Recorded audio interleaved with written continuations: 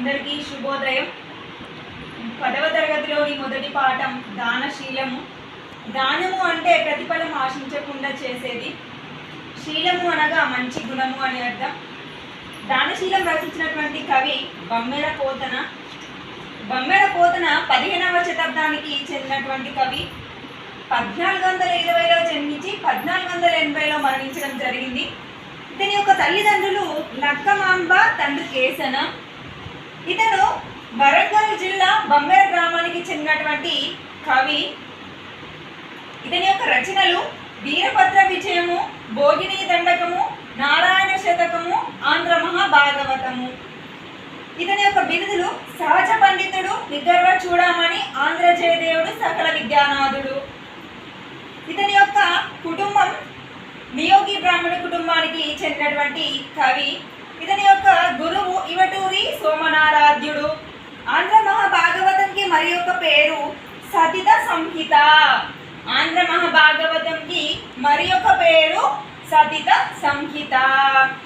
ఇతని యొక్క మొదటి కృతి, పోతన గారి యొక్క మొదటి కృతి వీరభద్ర విజయము.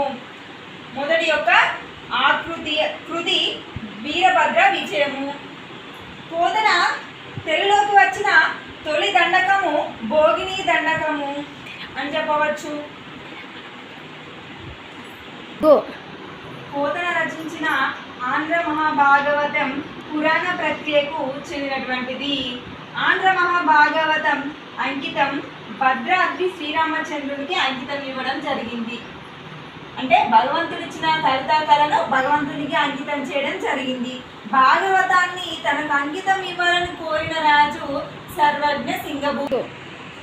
పాఠ్యభాగ వివరాలు. పాఠ్యభాగము పురాణ ప్రక్రియకు చెందినటువంటిది. పురాణము అనగా పాతదైనను కొత్తదిగా భాషించేది పురాణము. పురాణాలు 18.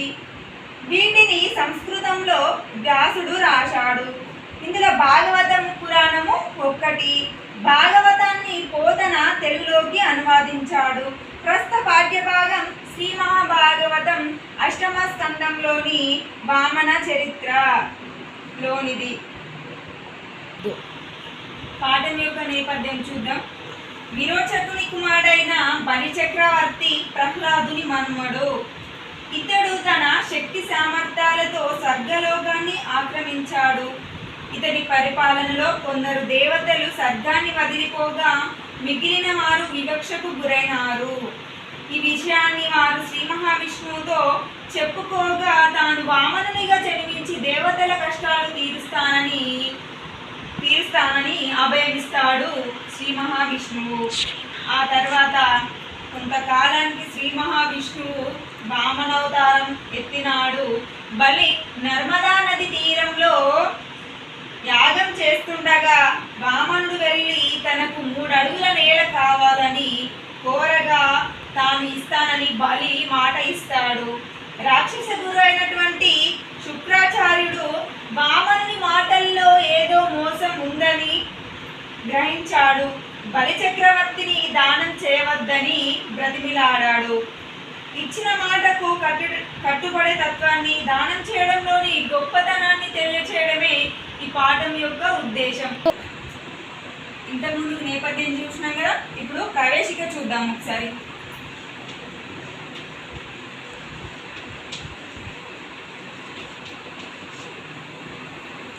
ఇచ్చిన మాట తప్పకపోవడం, తాను సంపాదించిన దానిలో శక్తి మేరకు దానం చేయడం, తాను ఇంటికి వచ్చిన అతిథి అభాగ్యగతులను ఆదరించడం అనేవి మానవులకు ఉండవలసిన మహిత గుణాలు, అంటే మంచి గుణాలు అని అర్థం.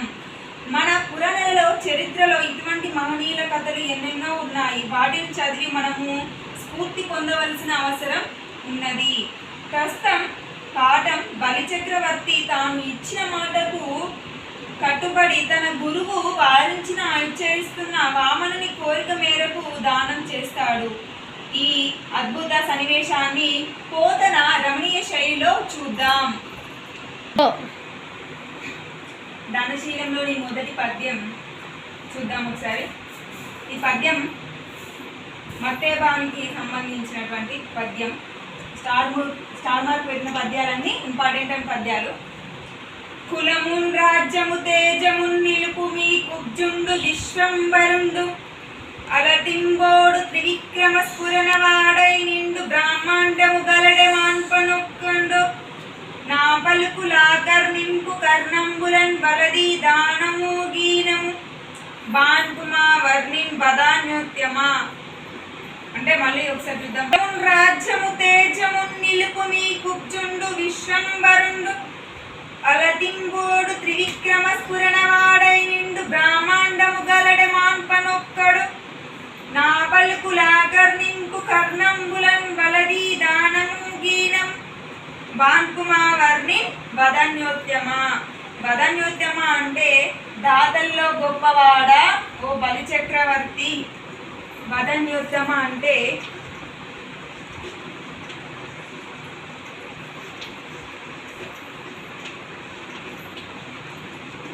దాతల్లో గొప్పవాడా.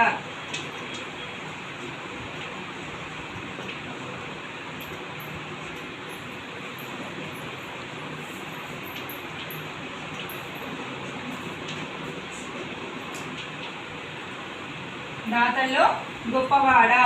కులము నీ కులాన్ని, నీ రాజ్యాన్ని, నీ తేజమును అంటే నీ యొక్క శరీరాన్ని నిలుపుకో అని చెప్తుండు.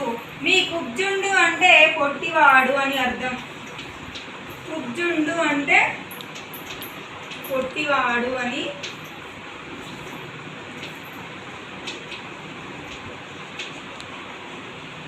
పొట్టివాడు.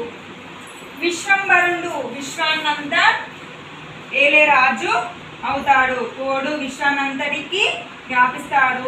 త్రివిక్రమ స్ఫురణ వాడై అంటే 3 అడుగులతో త్రివిక్రమ అంటే 3 అంటే 3 అని కదా.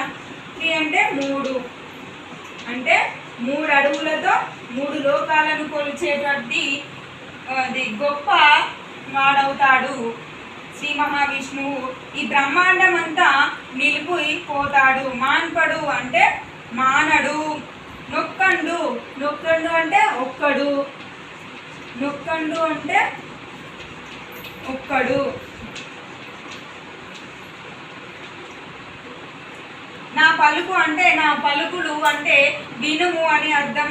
లాకర్నింపు అంటే లాకర్నింపు అంటే ఏంటిదంటే విను అని అర్థం. లాకర్నింపు లాకర్నింపు విను అని అర్థం. కర్ణంబులు అంటే కర్ణంబులు అంటే కర్ణంబులు అంటే చెవులు అని.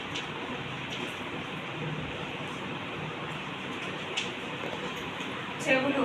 వలది అంటే వద్దు. వలది అంటే వద్దు అని అర్థం.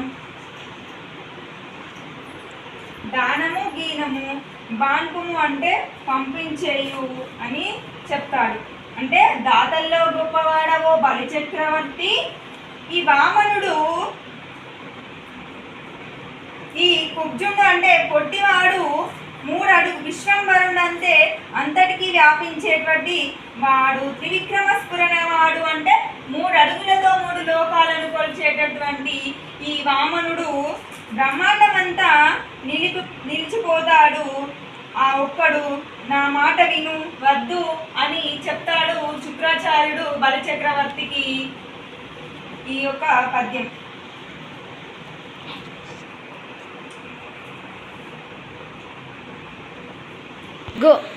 ప్లీజ్ లైక్ చేయండి, షేర్ చేయండి, సబ్స్క్రైబ్ చేయండి.